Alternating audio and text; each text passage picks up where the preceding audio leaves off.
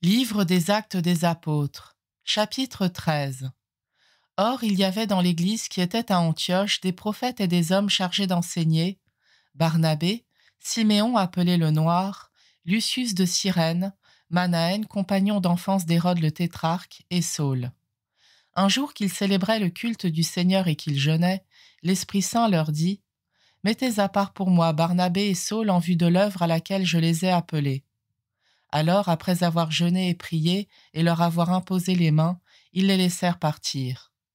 Eux donc, envoyés par le Saint-Esprit, descendirent à Séleucie et de là s'embarquèrent pour Chypre.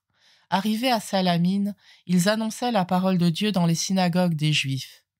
Ils avaient Jean-Marc comme auxiliaire. Ayant traversé toute l'île jusqu'à Paphos, ils rencontrèrent un mage, un faux prophète.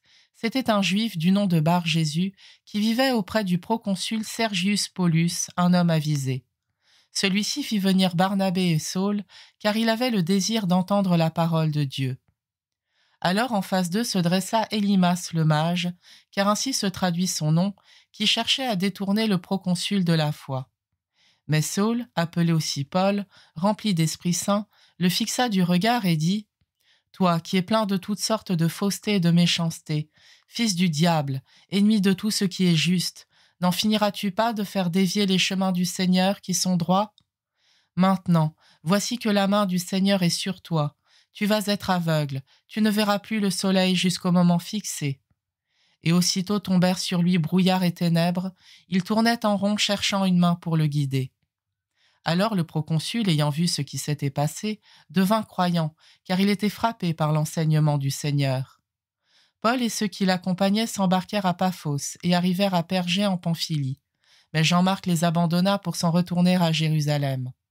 Quant à eux, ils poursuivirent leur voyage au-delà de Pergé et arrivèrent à Antioche de Pisidie. Le jour du sabbat, ils entrèrent à la synagogue et prirent place. Après la lecture de la loi et des prophètes, les chefs de la synagogue leur envoyèrent dire « Frères, si vous avez une parole d'exhortation pour le peuple, parlez. » Paul se leva, fit un signe de la main et dit « Israélites, et vous aussi qui craignez Dieu, écoutez.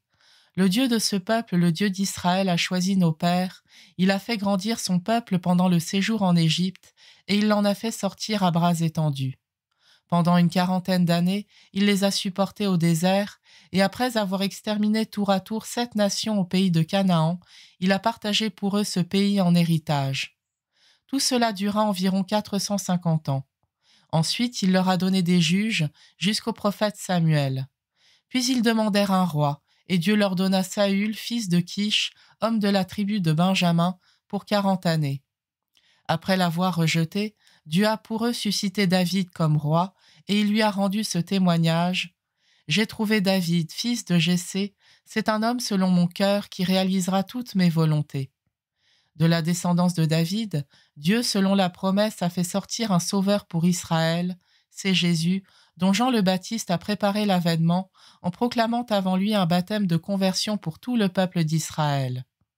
Au moment d'achever sa course, Jean disait « Ce que vous pensez que je suis, je ne le suis pas.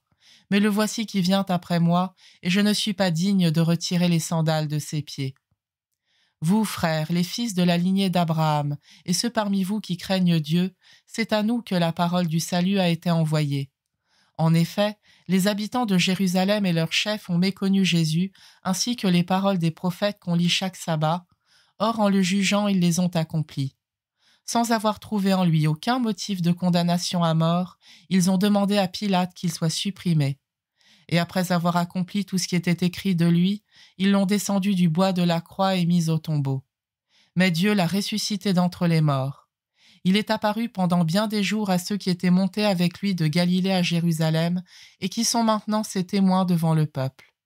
Et nous vous annonçons cette bonne nouvelle, la promesse faite à nos pères, Dieu l'a pleinement accomplie pour nous leurs enfants en ressuscitant Jésus comme il est écrit au psaume 2 « Tu es mon fils, moi aujourd'hui je t'ai engendré. » De fait, Dieu l'a ressuscité des morts sans plus de retour à la condition périssable, comme il l'avait déclaré en disant « Je vous donnerai les réalités saintes promises à David, celles qui sont dignes de foi. » C'est pourquoi celui-ci dit dans un autre psaume « Tu donneras à ton fidèle de ne pas voir la corruption. » En effet, David, après avoir pour sa génération servi le dessein de Dieu, s'endormit dans la mort, fut déposé auprès de ses pères, et il a vu la corruption. Mais celui que Dieu a ressuscité n'a pas vu la corruption. Sachez-le donc, frères, grâce à Jésus, le pardon des péchés vous est annoncé, alors que, par la loi de Moïse, vous ne pouvez pas être délivrés de vos péchés ni devenir justes. Par Jésus, tout homme qui croit devient juste.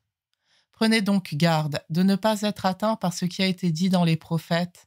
Vous, les arrogants, regardez, soyez dans la stupeur, disparaissez car je fais une œuvre en votre temps, une œuvre à laquelle vous ne croiriez pas si on vous la racontait. À leur sortie de la synagogue, les gens les invitaient à leur parler encore de tout cela le prochain sabbat.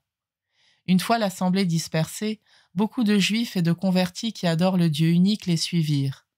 Paul et Barnabé, parlant avec eux, les encourageaient à rester attachés à la grâce de Dieu. Le sabbat suivant, presque toute la ville se rassembla pour entendre la parole du Seigneur. Quand les Juifs virent les foules, ils s'enflammèrent de jalousie, ils contredisaient les paroles de Paul et l'injuriaient. Paul et Barnabé leur déclarèrent avec assurance : « C'est à vous d'abord qu'il était nécessaire d'adresser la parole de Dieu. Puisque vous la rejetez et que vous-même ne vous jugez pas digne de la vie éternelle, eh bien, nous nous tournons vers les nations païennes. C'est le commandement que le Seigneur nous a donné. J'ai fait de toi la lumière des nations pour que, grâce à toi, le salut parvienne jusqu'aux extrémités de la terre. » En entendant cela, les païens étaient dans la joie et rendaient gloire à la parole du Seigneur. Tous ceux qui étaient destinés à la vie éternelle devinrent croyants. Ainsi, la parole du Seigneur se répandait dans toute la région. Mais les Juifs provoquèrent l'agitation parmi les femmes de qualité adorant Dieu et parmi les notables de la cité. Ils se mirent à poursuivre Paul et Barnabé et les expulsèrent de leur territoire. Ceux-ci secouèrent contre eux la poussière de leurs pieds et se rendirent à Iconium, tandis que les disciples étaient remplis de joie et d'Esprit Saint.